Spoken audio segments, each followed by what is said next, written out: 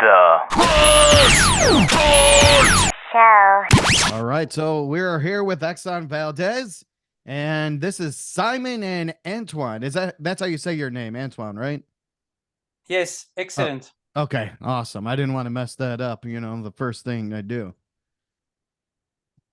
So how are you guys doing? It's 7 p.m. there. Yeah, well, we're good. Thanks for having us. It's Sunday night in Paris. Yeah. And so how is it there? Is it cold or is it warm or what's going on over there?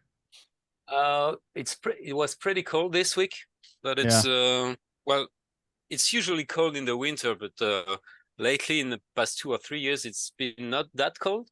Yeah. So it's been normal cold this week, and it's going to be too hot next week, I think.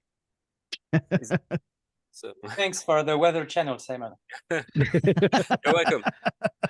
I think Chris is asking mostly because it's cold here. We got snow and ice. It's like we've had below 0 days for a few days already. Yeah. Okay. Yeah, we're from Chicago, so it's I guess Chicago cold is colder than Paris cold, I think. Yeah, probably. Probably, yeah. It's I don't even want to go outside anymore. I don't even want to go to work or do anything, but all right, so we're just going to ask you interview questions, obviously, and how the band got together and how some general questions, and then kind of have a little bit more fun at the end. But my first question to you guys is where did the name come from, Exsonvaldes? And that's how you say it, right? Exsonvaldes? Exsonvaldes, yes. Exsonvaldes. Okay. Well, actually, it's the name of a tanker, the Exsonvaldes. It's a big, infamous oil spill in Alaska in the 80s. The Exsonvaldes. Okay. You don't know about it? Well, I'm familiar with the story. I wasn't sure that's where the name came from or not, though. And well, we just needed a name. Really. Yeah. And we like the sound of it, so we just changed the spelling a little bit so that Exxon won't sue us. But which didn't happen. Oh, that's good. I think it would have been a good sign if Exxon would have sued us. It would have been a sign of success for the band, I think. But yeah, it was just for the spelling, and then later on in the career of the band, when we started writing about ecological topics, and it started resonating, the name and topic, the songs, the eco anxiety that's been a topic in the songs lately. But at first it was only for the sound of the name. Okay. Gotcha. So you guys are writing more about, stuff like that lately? Yeah, I think the last album, the new album Maps, maybe half of the album is about that, is about how the world is going to shit. Yeah. It seems like a lot of albums that and it's kind of new for us to be talking about that. Yeah. When we're doing interviews, it seems like everyone's writing about just the world going to shit on their new albums. Yeah. And it's like it's crazy because whether it be like ecological disasters or political, it seems like that's kind of what people are writing about today. And if I were still writing, it's probably where I would go too, because that's the most important thing right now. Yeah, for sure. I mean, it's kind of being alive in 2024 is kind of scary, So very. As you said, politically, ecologically. So, and maybe the fact that we've been writing music for more than 20 years now, and we all have kids now. Yeah. So maybe that's why we're thinking a little bit less about the everyday life and a little bit more about the future. I don't know. Probably. Right. You both have kids, or does everyone in the band have kids? Yes, everyone. Okay. How old are your kids? Antoine, starts. I have the biggest ones. They're 11 and 9. Okay. Yep. Still very young. Yeah. Boy or girl? Or Yeah. Yeah, boy and a girl. nice. Nice. How about you, Simon? Well, I have 2 boys, 8 and 3. Okay. I And have two. Martin, And Martin, Martin, our Martin, who's, drummer. Yeah. Martin, who's not there, Yeah, just but, had a baby. Oh yeah. Yeah, 4 Well- months ago. Oh well, congrats. We'll tell him. Thank you. Tell him that I said congrats. I have two sons. It's 6 and 3, Hmm. and Oh, great. they're angels, but they're terrorizers, and it's the boys. Yeah, of course. Of course. But we love them. Yeah, I think we love them, but we're tired, no? Are you tired? Yeah, that's why I'm drinking coffee at 12 p.m. Yeah. Wow. So you're cold and tired. Yeah, Very much so. that's exactly my life right now. Nice.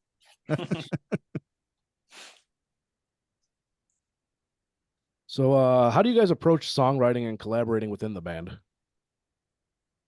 Well, for that album, we had kind of a method. We would, get together in the studio, the 3 of us, and maybe it will start with a conversation about what we want to write about, maybe the mood of the song we want to write today, the tempo, or a musical reference, a band, something, an instrument. And then the idea for that album is that we wrote almost everything at the same time in the same room, the 3 of us together. That was kind of new for Exsonvaldes too. It doesn't mean that we were doing the same thing. Like maybe I was writing lyrics and Antoine was working on a guitar part, while Martin was I don't know, working on a sound, the reverb, something, but it was time in the same. Yeah, we were losing you at the end there, but so it's just more of a, so when you write the actual music, is it more like you're playing the guitar and then you come up with the lyrics, or is it vice versa, or is it Depends. Yeah. I think it depends. It depends on as Simon said, on the mood, on the song. okay? And we had this method, working together, meeting together, and trying to do something from Yeah. scratch, from nothing. But sometimes, yeah, we had like a riff. Sometimes we had maybe some lyrics to inspire us, and sometimes we had almost nothing. And so we were just like listening to music, what we loved or what we had discovered, and see and feel if maybe it could bring us to a fresh idea, and start from there and see where it could get us. And Yeah. so most of the time, at the end of the day, we try to have some kind of a demo or something that could be a song later, and we would move on to something else the next day. Okay. New fresh idea, new demo, new project.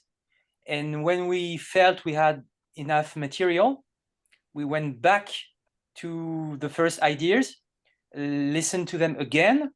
Some of them we said, okay, that's shit, so garbage, trash, delete. Yeah. And some we pushed them the furthest we could to make them what we think are great songs and make an album out of it. Yeah. And by the way, the album Maps is a great album. You Thank guys you. did very good with that. And Thanks a lot. you guys have been around since was 2004? I think it was 2001. 2001? Yeah. Yeah. The 2004 is the first album. Okay. But yeah, we started a few years before that. Yeah. Okay. So you've been writing since then. How has that changed the way you write? Like, does the way the world is evolving now, does it change the world, the way you're writing, or is it kind of the same process? Oh no, the process has changed many times. I think when we started writing, the first song we wrote, we would write them in the rehearsal space. Just playing. Okay, I have this idea for a riff, like this chord progression, and or maybe somebody would bring the beginning of the song, but we would always play together. And then we started writing with the computer at some point in our career. And I think maybe the last 2 albums before Maps, we wrote mostly in front of the computer. Yeah. And then we would need to learn how to play the songs after that. And for Maps, well, it was behind the computer too, but that time we had our own studio in Paris.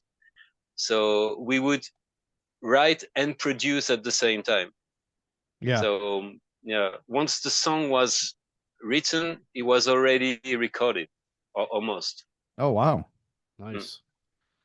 So you guys have been together for well over 10 years. What is your most memorable moment as a band? I think it's too hard to choose one. So many memories, hundreds of concerts, and wow. Yeah, you guys been together for a while. Yeah, yeah.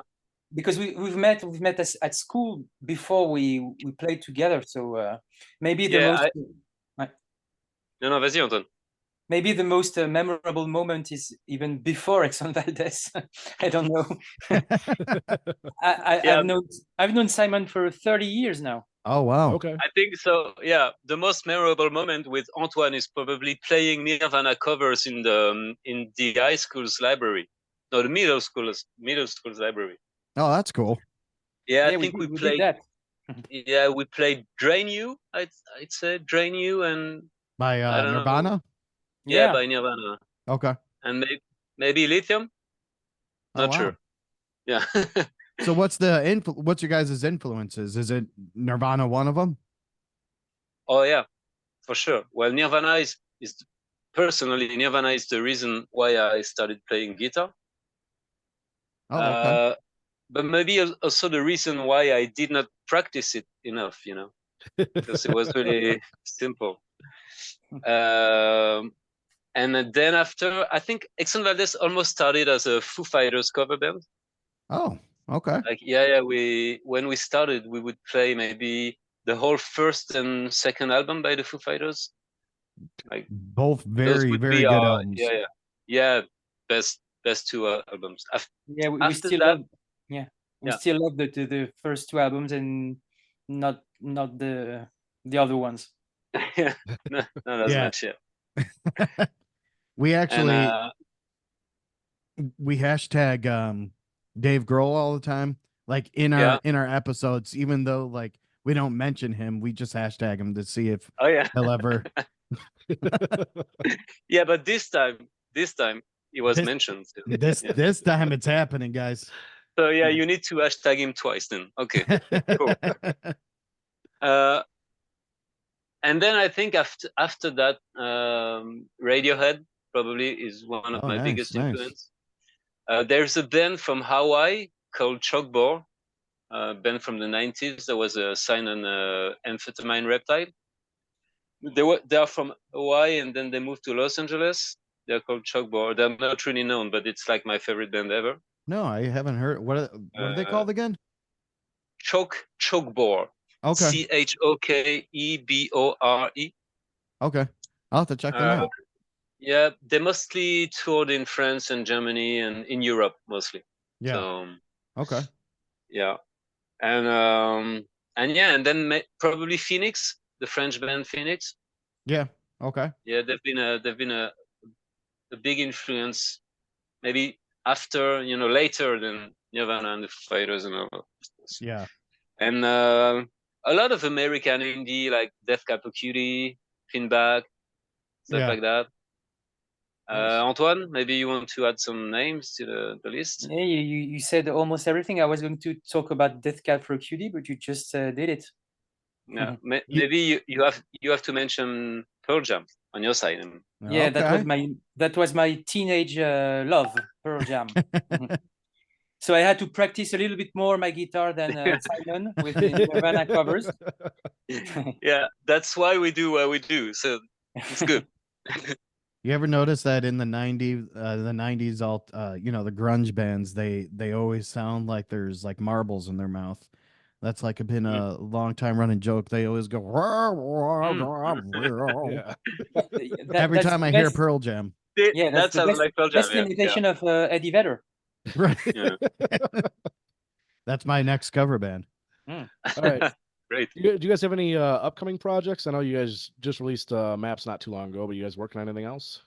Also, Yeah, Sam. we are working on the soundtrack for a documentary right now, Okay. and also we are going on tour in March in France and in Spain, so we need to practice. Yeah. Yeah. Yeah, yeah, You coming to the States at all anytime soon? yeah. It would. Absolutely. I don't know. I mean, maybe Dave Grohl can help. I don't know, but no, it's we've been lucky enough to play in a lot of different places and countries, but Yeah. playing in the States for a French band with, I won't say no success, but little success, is Yeah. very difficult. It's very difficult. So maybe it will happen. It will happen someday. So how are you received in other countries? Like, do you see like, different demographics or anything like that? Yeah, most of our audience is in Spain, Okay. so that's Oh wow. yeah, that's And pretty cool, Mexico pretty great. also. Mexico. Okay. Then France, then probably Germany and Switzerland, the UK. So it's been Europe mostly, but a little bit.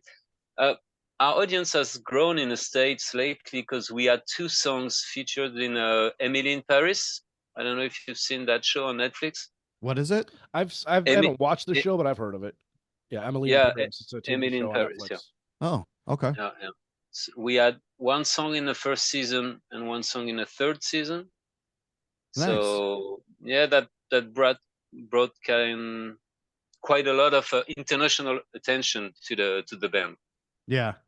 but not enough to start playing shows in the States. Not yet. Not yet. Yeah. I'd love to see it though. So Not until Dave Grohl interferes. I'll tell you what, if we ever get Dave Grohl on here, I'm mentioning you guys and saying, bring these guys out with you next time. Yeah, nice. Thank you.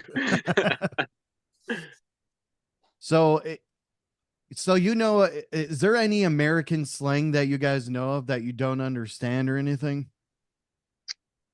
Something we would want you to translate for us, you mean? Yeah. American slang, man. Like, so is the thing that you guys say, like, when you greet each other, hello, is it bonjour or bonjour is? Bonjour. Bonjour is hello. Yeah. Okay. Bonjour. Yeah, yeah. That's still a thing, right? That's not a slang or Yeah, yeah. anything. That's just language. No, bonjour. It means good day. So Oh, okay. No, that's not slang. I was gonna start the show with saying that, but I'm like, I don't know what there might be some slang or something around that now or something like that.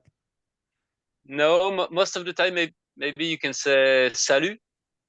It's Okay. more like hi, Yeah. Okay. It's not slang either. I mean, is there a slang word for good morning? I'm not sure. Not in French. Huh. I don't think No. we have one. No. Either, no. That's usually not why you need slang words. You need them for other things, So. Right. That's why know. some people just talk the normal Yeah. language. So your guys' music, it's very I hear a lot of 80s kind of style in it, and actually a lot of Death Cab for Cutie in there. Is that something that you guys kind of are going with, or is that just just what comes out?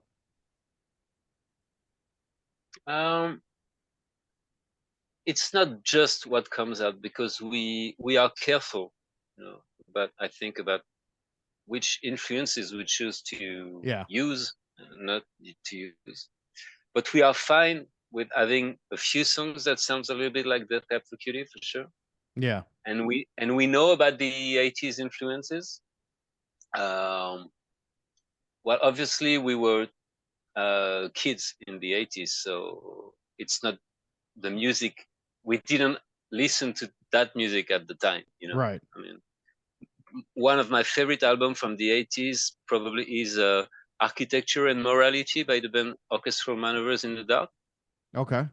But it was released in 1981. Yeah. So that's the year I was born. Okay. But I discovered that album later. I think it's when we started working with producers for our albums, and we started experimenting with synthesizers and drum machines. Especially when we worked with somebody named Alex Firla, who was a producer on the first Phoenix album, and he produced 2 records for us, and he got us into the music from the 80s because he was a big fan of New Order, Killing Joke, Japan.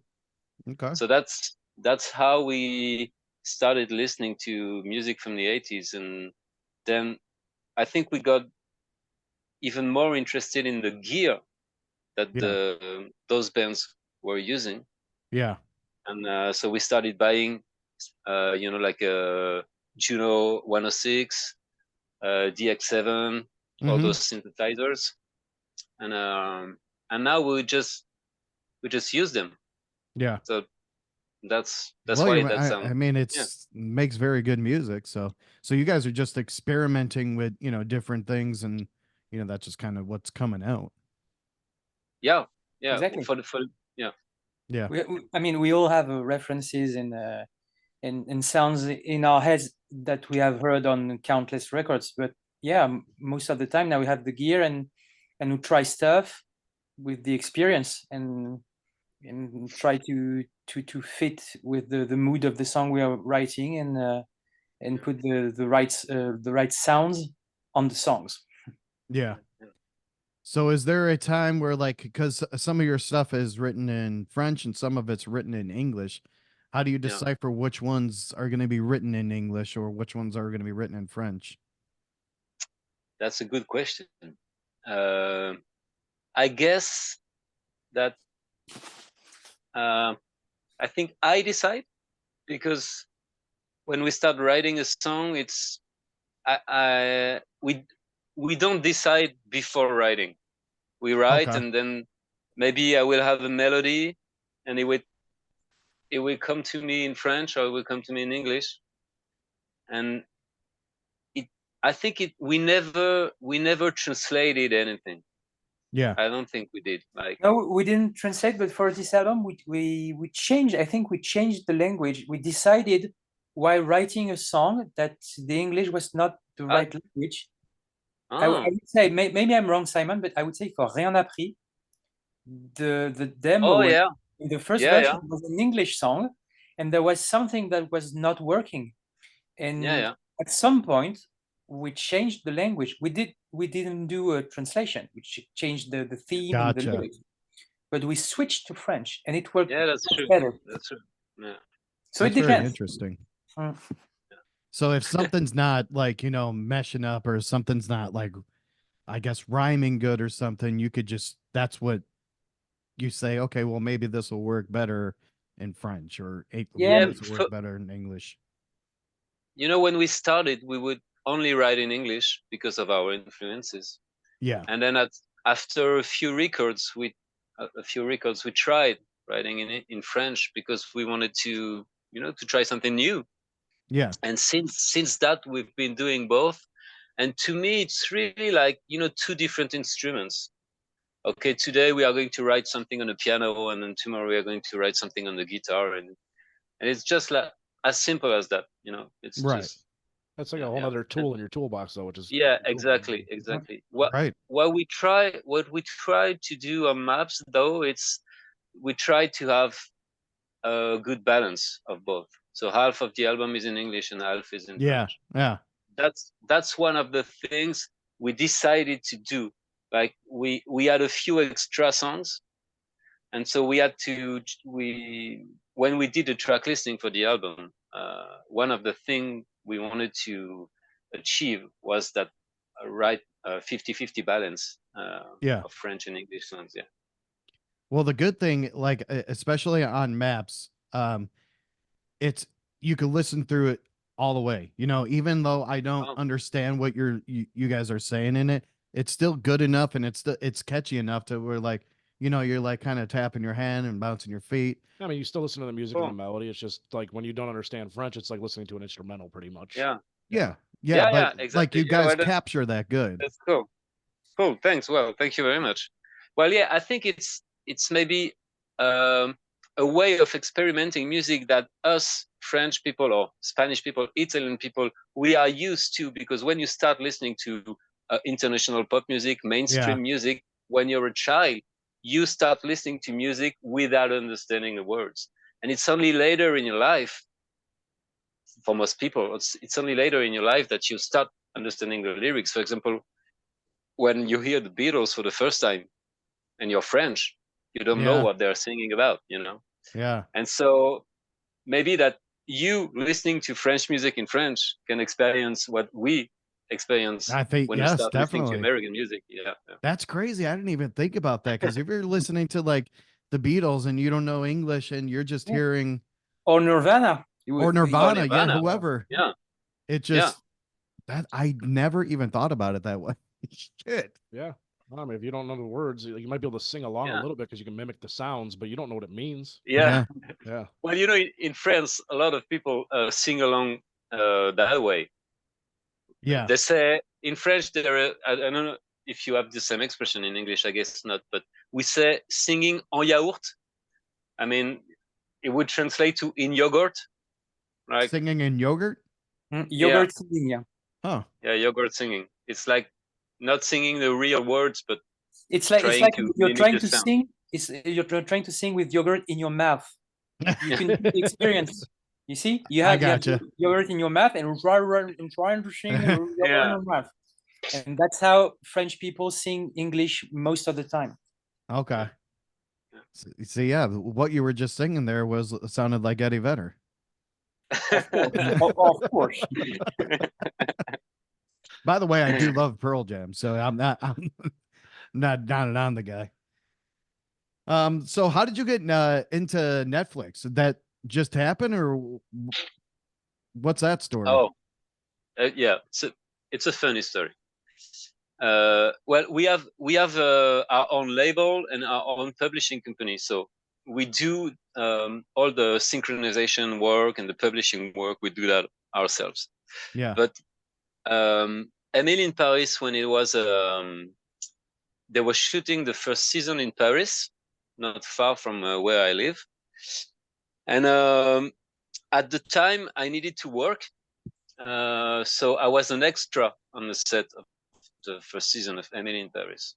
Okay. I don't know if you've ever been an extra or on a TV show or a movie, but it's like one of the most boring jobs in the world. You know, you spend the whole day waiting. Yeah.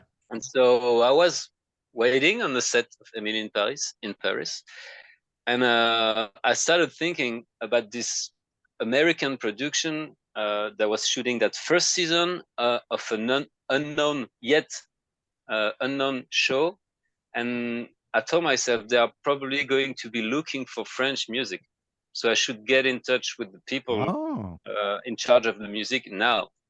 And so I did a little research on Google, and I found that the music supervisor was a girl in New York, and so I just sent her an email.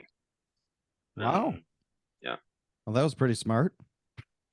Yeah. Thank you. Simon is a clever guy. Yeah, thinking way ahead of the game. Thank you. I would have never thought that. I would have just been standing there, been like, "What the fuck is taking so long?" Yeah. Well, that's what I did the first day, but then the second, I needed, a few. I know, actually, I didn't even know that the actress Lily Collins, she's the daughter of Phil Collins. Oh, did you know I didn't know that either. Yeah. Well, shit. I learned that on the set. I didn't know about her. Did Phil Collins join the set at all, or? Oh no, I don't think it. Maybe I only watched the episode we have the music in, so I wouldn't know. Yeah. You did not watch the episode that you're an extra in? I did too. You're right. Yeah, I did too. Yeah. I'm gonna have to watch that now. But the music was shit in that one. I'm gonna have to watch that. So can you guys do us a favor here? We need to record something, so we're gonna edit this all together, and it's gonna probably be out in a couple weeks or so. Okay, cool. So first off, what song should we play? Because we always play a song, you know, to kind of promote it and, you know, do whatever. But what song? From our album or from someone we like? No, from you guys. From you guys, yeah. Oh. I think you should play 2 songs, one in English and one in French. Now we could do that too. What are the song names? Simon, what do you think? I don't know. I like them all. Maybe, well, the obvious, the singles, so-called singles, would probably be Change for the English one, and Plus le temps passe for the French one. Okay. But if you want to go, you're gonna have to type that out and send it to us. It's the first one and the second one. Well, we have it recorded, so we can do. Yeah. The first 2 songs. But if you want something different, as we've been talking about Emily in Paris, you can play. The songs from Maps, which is in the 3rd season of Emily in Paris. It's Torino. Okay. Torino. Okay. Awesome. Yeah. You choose. Ooh, it's like an adventure. All right. So, we also do an intro. So do you guys mind recording an intro for us? I'll tell you what to say. Sure. Yeah. No problem. So basically all you have to say is, hello, we are Exsonvaldes. You are listening to the Chris Court Show, and this show is sponsored by, and then it does a little thing, but that's all you need to say. But we don't need to say who it's sponsored by. We don't actually have sponsors. Oh, okay, great. we have a little blip in the beginning. You'll hear it, but it's a little blip in the beginning. You're not going to add, I don't know what. I don't know. There's a joke I cannot make here because I don't know enough about the US brands and stuff. But oh, you could say it. Don't worry. Okay. Are you sure? No. Yes. It does not matter. Okay. Trust me. But if you don't have any sponsors, that's perfect. No, we don't have anything. Nobody. Yeah. Ok, so Antoine, tu commences, tu dis le début et je dis la suite. Comment on fait? Si tu veux. We should have him do it in French. Right. We can. Yeah, that would be awesome. We can do that. If you want, we can respond to each other, and one will say it in English and the other in French. Oh, there you go. There you go. Now you're thinking. There we go. So creative. Okay, what are we supposed to say again? Please, can you So tell it's us? hello, we are Exsonvaldes. You are listening to the Chris Court Show, and this show is sponsored by. Okay. Hello, we are Exsonvaldes. You're listening to the Chris Court Show. Tu voulais pas le dire en français? Bonjour, on est Exsonvaldes. Okay, let's do it again. Okay. Hello, we are Exsonvaldes. Salut, c'est Exsonvaldes. You're listening to the Chris Court Show. Vous écoutez le Chris Court Show. And the show is sponsored by. Et le show est sponsorisé par. Awesome. Was that the right sentence? Yeah, okay. That was it. That was perfect. Okay, sponsored by the NRA or I don't know, something like that. The Donald Trump campaine. What it says is and that means nothing. Okay. Oh yeah, nothing, yeah. like a drum roll. Yeah. Yeah. Right. Okay. And then can you just put a lead into your 2 songs, whatever songs you want us to play? You know, just intro that. Okay. Okay, so the first song is called Change. It's the first song of the album, and it's a song about eco-anxiety. And the second one is called Torino. It's a song in French about the city of Torino in Italy. And it was featured in the 3rd season of Emily in Paris on Netflix. Awesome. That'll work. Thank you, guys. So we do have 2 minutes. Anything that you want to plug or promote?